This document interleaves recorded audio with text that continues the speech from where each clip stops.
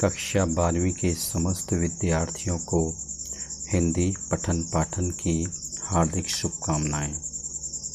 आज हम चलते हैं गद्य पाठ पहलवान की ढोलक, जिसके लेखक फणीश्वर नाथ रेणु जी हैं, के प्रश्नोत्तरों की ओर। इससे पूर्व पाठ सारांश एवं वाचन हम अपने अग्रिम चलित छायाचित्रों के माध्यम से भली भांति जान व समझ चुके हैं। उन्हीं पाठ की सहायता से अब हम प्रश्नोत्तरों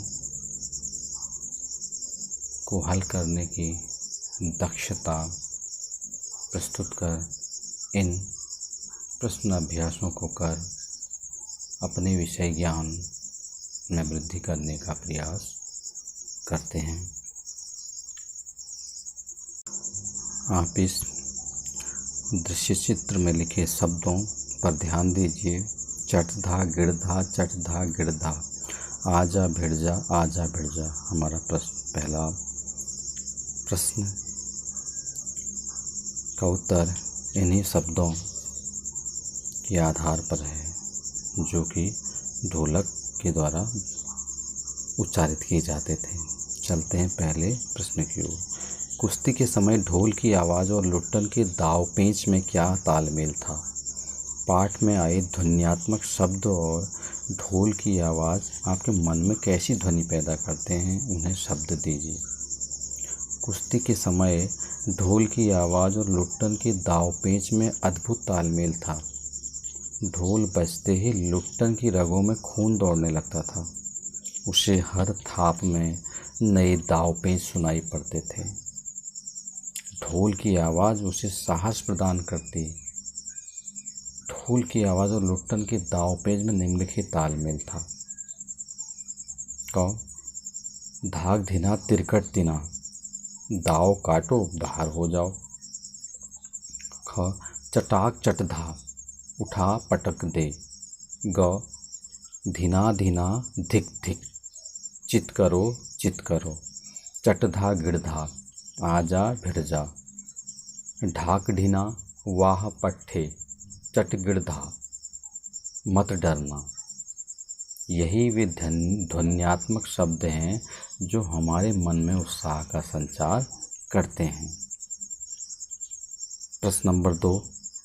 कहानी के किस किस मोड़ पर लुट्टन के जीवन में क्या परिवर्तन आए? उत्तर, कहानी में अनेक मोड़ ऐसे हैं जहां पर लुट्टन के जीवन में परिवर्तन आते हैं।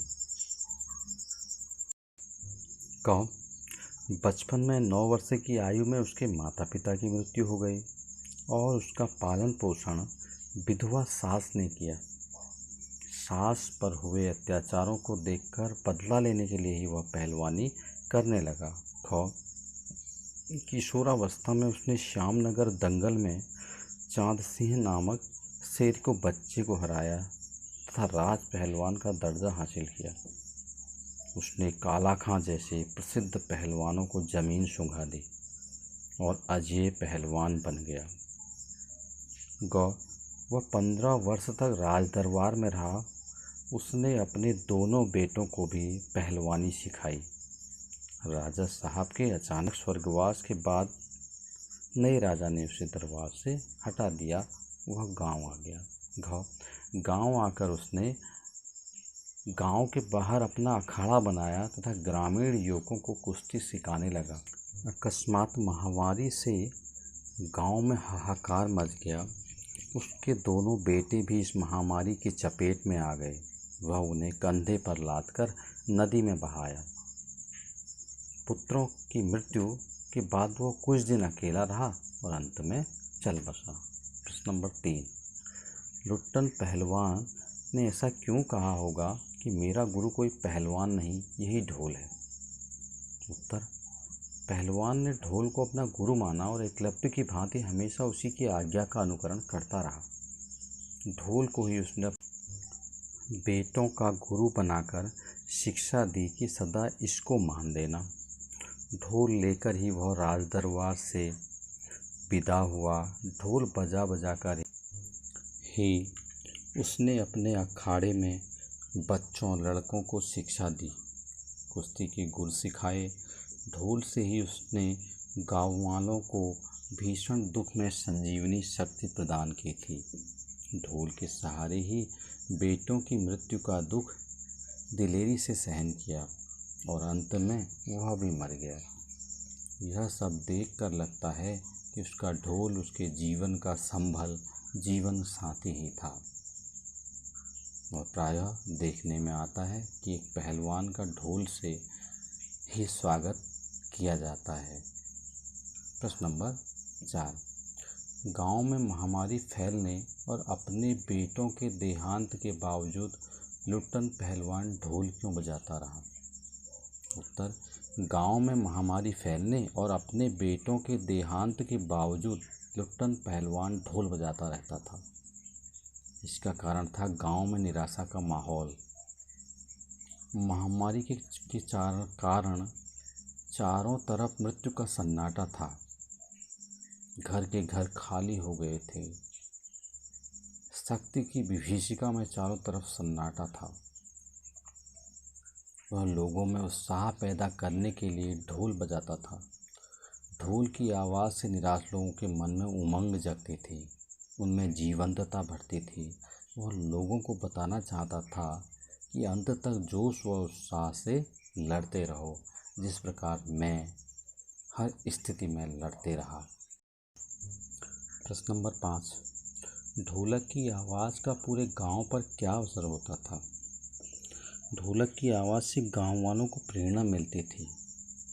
महामारी की त्रासदी से जूझते हुए ग्रामीणों को यह आवाज़ संजीवनी शक्ति की तरह मौत से लड़ने की प्रेरणा देती थी। यह आवाज़ बूढ़े बच्चों व जवानों की शक्तिहीन आँखों के आगे दंगल का दृश्य उपस्थित कर देती थी। उनकी शक्ति से शून्य स्नायुओं में बिजली दौड़ जाती थी।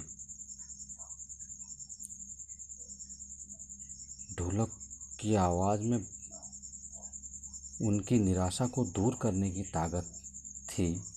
वह उसे सुनकर मरते हुए प्राणियों को अपनी आंखें मूंदते समय कोई तकलीफ न होती थी। उस समय वे मृत्यु से नहीं डरते थे। इस प्रकार ढोलक की आवाज़ गांव वालों को मृत्यु से लड़ने की प्रेरणा देती रहती थी। जी। प्रश्न नंबर 6, महामारी फैलने के बाद गांव में सूर्योदय और सूर्यास्त के दृश्य में क्या अंतर होता था? पहला दृश्य सूर्योदय दृश्य। महामारी फैलने के बाद गांव में सूर्योदय होते ही लोग कांगते, कूंगते, कराहते अपने घरों से निकलकर अपने पड़ोसियों व आत्मीयों को ढांढस देते थे। इस प्रकार उनके चेहरे पर चमक बनी रहती थी। वे बचे हुए लोगों को शोक न करने की बात कहते थे। सूर्यास्त दृश्य। सूर्यास्त होते ही सभी लोग अपनी अपनी झोपड़ियों में घुस जाते थे। उस समय वे चूं तक न करते थे। उनके बोलने की शक्ति भी जाती रहती थी। यहाँ तक कि माताओं में दम तोड़ते पुत्र को अंतिम बार बेटा कहकर पुकारने की हिम्मत भी नहीं होती थी। ऐसे समय में पहलवान के ढोलक की आवाज़ रात्रि की इस स्थिति को चुनौती देती रहती थी। प्रश्न नंबर 7, कुश्ती या दंगल पहले लोगों और राजाओं का प्रिय शौक हुआ करता था। पहलवानों को राजा एवं लोगों के द्वारा विशेष सम्मान दिया जाता था। कब? ऐसी स्थिति अब क्यों नहीं है? उत्तर, कुश्ती या दंगल पहले लोगों व राजाओं के प्रिय शौक हुआ करते थे। राजा उन्हें सम्मान देते थे, परंतु आज स्थिति बदल गई है। अब पहले की तरह राजा नहीं रहे हैं। दूसरे मनोरंजन के अनेक साधन प्रचलित हो गए हैं, जिन्हें व्यक्ति घर पर रहकर ही आसानी के साथ देख सकता है। इसकी जगह किन खेलों ने ले ली है? कुश्ती की जगह अब अनेक आधुनिक खेल प्रचलन में हैं, जैसे क्रिकेट, हॉकी, बैडमिंटन, टेनिस, शतरंज, फुटबॉल आदि। कुश्ती को फिर से प्रिय खेल बनाने के लिए क्या क्या कार्य किए जा सकते हैं? कुश्ती उत्तर, कुश्ती को फिर से लोकप्रिय बनाने के लिए ग्रामीण स्तर पर कुश्ती मुकाबले करवाए जा सकते हैं। कुश्ती में रुचि लेने वाले बलिष्ठ नवयुवकों को विशेष प्रशिक्षण दिया जाए।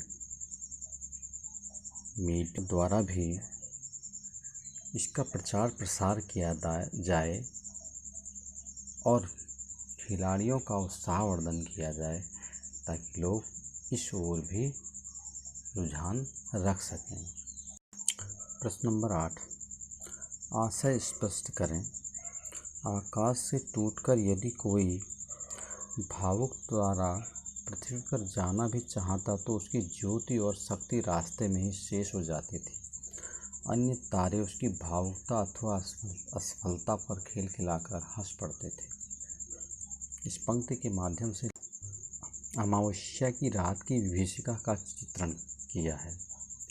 महामारी के कारण गांव में सन्नाटा है। ऐसी स्थिति में कोई तारा आकाश से टूटकर अपनी रोशनी गांव वालों को देना चाहे तो भी उसकी चमक और शक्ति रास्ते में ही खत्म हो जाती है। तारे धरती से बहुत दूर हैं। भावुक तारे की असफलता पर अन्य तारे खिलखिलाकर हंसने लगते हैं। दूसरे शब्दों में स्थिर तारे चमकते हुए लगते हैं तथा टूटा हुआ तारा समाप्त हो जाता है, अर्थात अंधकार बहुत ज़्यादा गहन था। प्रश्न नंबर 9, पाठ में अनेक स्थलों पर प्रकृति का मानवीकरण किया गया है। पाठ में से ऐसे अंश चुनिए और उनका आशय स्पष्ट कीजिए। पहला अंश, अंधेरी रात चुपचाप आंसू बहा रही थी। आशय, रात का मानवीकरण किया गया है। ठंड में ओस रात के आंसू जैसे प्रतीत होते हैं, वे ऐसे लगते हैं मानो गांव वालों की पीड़ा पर रात आंसू बहा रही है। ख, तारे उसकी भावुकता अथवा असफलता पर खिलखिलाकर हंस पड़ते थे। आशय, तारों को हंसते हुए दिखाकर उनका मानवीकरण किया गया है, ये मजाक उड़ाते प्रतीत होते हैं।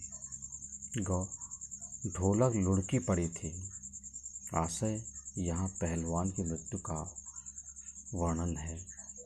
पहलवान व ढोलक का गहरा संबंध था। ढोलक का बजना पहलवान के जीवन का पर्याय था। ढोलक का लुढ़कना उसकी मृत्यु का संकेत था। आशा करता हूँ कि ये सारे प्रश्न व उनके उत्तर आप लोगों की समझ में आ गए होंगे और आप लोग अपनी भाषा में इन प्रश्नों के उत्तर लिखने में दक्ष हो चुके होंगे।